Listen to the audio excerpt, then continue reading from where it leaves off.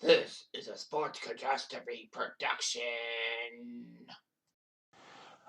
Hey there, Heather Ho, there's Jeff Gooder Diamond. Welcome you to another Sports Catastrophe Birthday Boy. And the birthday boy for today, August the 23rd, is the current offensive coordinator slash quarterbacks coach of my favorite CFL team of all time.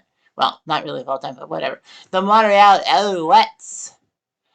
And used to play for the Alouettes, among other teams. A lot of people don't realize this, but yeah, he's associated with the Montreal Alouettes, but he didn't play all his career with the Alouettes.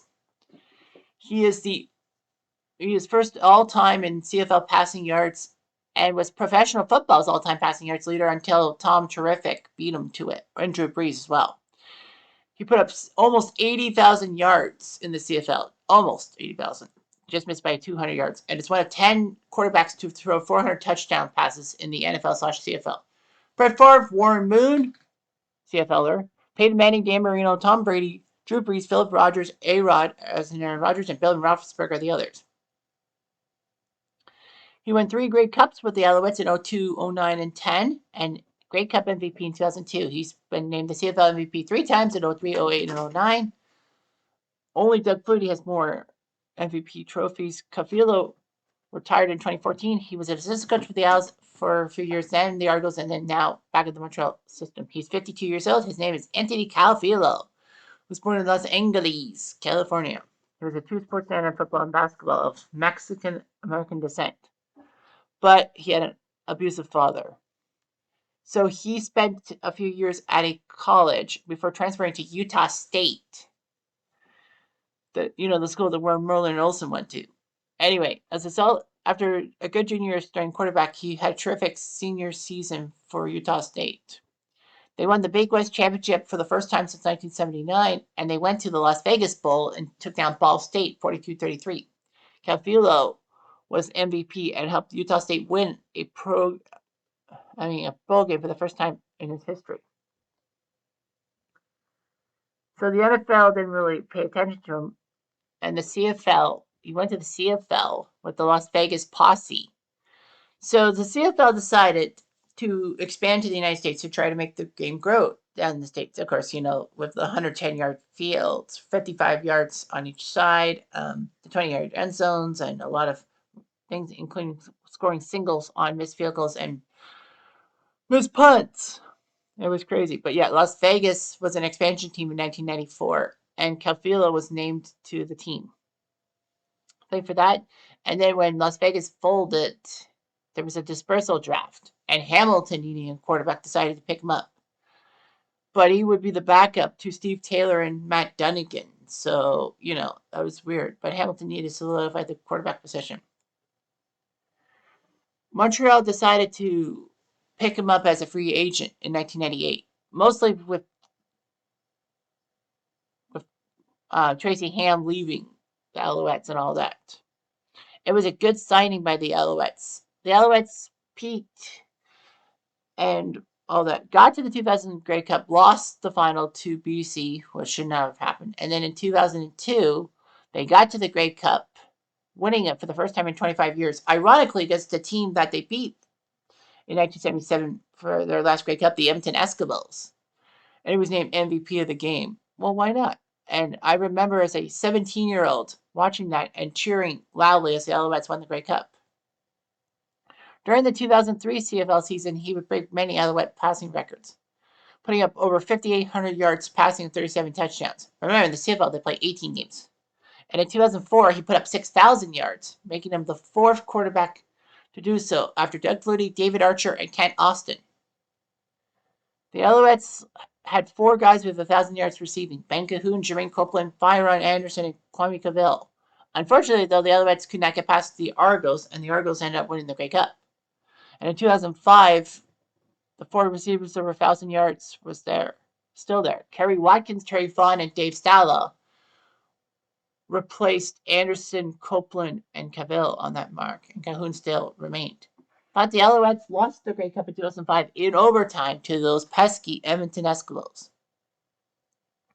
Calvillo would have many records and all that. In June of 2008, he surpassed Andy McManus to become the second best passer in CFL history. And then he got to be the fourth quarterback to hit 300 touchdown passes that same year. And then got 4,000 completions, making him the second guy after Damon Allen to do so. Calvillo put up 5,600 passing yards for 3 touchdowns and helped the Alouettes get to the Grey Cup final on home turf at Stade Olympique. And then all of a sudden, they lost to the Stamps, pissing me off in the process. In 2009, he moved into second place all time for touchdown passes. Still did pretty well with the completion rate. But he was there for the Grey Cup in 2009 when Montreal beats Saski for it. Of course, lost in the shuffle. Everyone knows, every good CFL fan knows in 2009 that was the 13th man finish, in which Saskatchewan had 13 guys on the field for the field goal attempt by Montreal, which Duvall missed wide right. Maybe on purpose, maybe not. I don't know. But anyway, yeah, Saski was punished 15 yards, and Duvall got closer and kicked the winning field goal. But lost in the shuffle is that the fact that Montreal was down by 16 points in the fourth quarter and still win the game.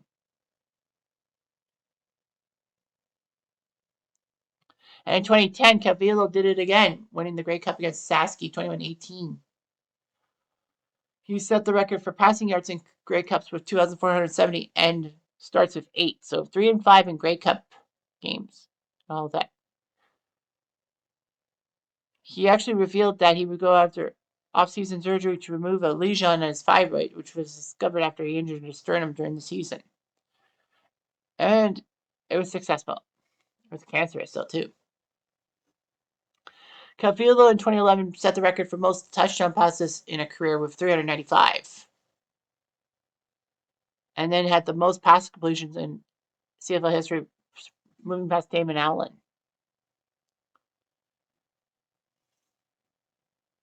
He did quite well for himself. Unfortunately, though, he suffered a massive concussion in 2013 again and missed a few key games. All that. Calvillo would not return for the rest of the 2013 season. And then he decided to retire from the CFL. Not with a bang, but with a whimper. He was actually offered the offensive coordinator position with the Alouettes, but declined. Nevertheless, on October 13, 2014, I guess on Canadian Thanksgiving, he was given the honor by the Alouettes with his number 13 retired.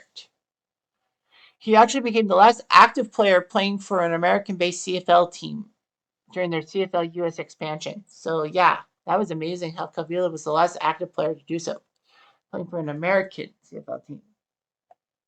Career with Las Vegas, Hamilton, and Montreal. He played 329 games. He completed over 5,800 passes, 79,816 yards, just missing the 80,000 mark by 200 yards, which he could have definitely got in 2013 if it wasn't for injury. With 455 touchdowns, 224 interceptions. So he decided to be the receivers coach in 2015.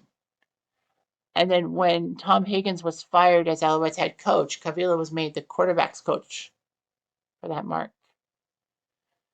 And then after the offensive coordinator and former NFL quarterback Turk Schronert was fired, Calvillo was made co-offensive coordinator. In 2016, he became the offensive coordinator. And in 2017, Calvillo was named the quarterbacks coach. And then the Argos made him the quarterbacks coach in 2018. However, though, it didn't work out so well. But Calvillo would find capacity with Montreal. He went back to Montreal, but not with the Alouettes, with the Carabins, in U Sports. So the University of Montreal Carabins. He was named assistant head coach and would be reunited with Danny Mochota, who was the head coach of the Carabins. He was made offensive coordinator and quarterbacks coach, and I do believe he has my goodness, I'm losing my head. A Yates Cup with them, although that can't be right. No, he won a U Sports championship. Why am I blanking on what the title is and all that? Regardless of that, Calvillo would be rejoining the Alouettes in January 2022 as the quarterbacks coach. And he almost was the head coach for the 2023 season, but then he became the He still was the offensive coordinator and quarterbacks coach, which he is to this day, and helped the Grey Cup land in Montreal in 2023. So a three-time Grey Cup champion 02, 09, and 10. MVP in 03, 08, and 09. Grey Cup MVP in 2002. Many All-Star teams and all that. So he was done and all that.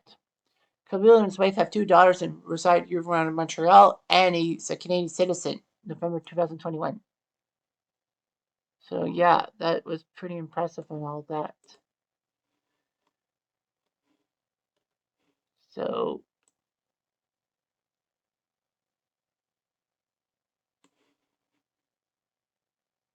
it's just so amazing and all that. What they could do, the youth sports football championship, the Fanier Cup. How did I blank and not say it's the Fanier Cup? I don't know. I'm just stupid. But anyway, Anthony Calvillo is a great quarterback. He's a great Montreal Alouette. I'll take it to my grave. Anyhow, I'm Jeff Diamond. I do.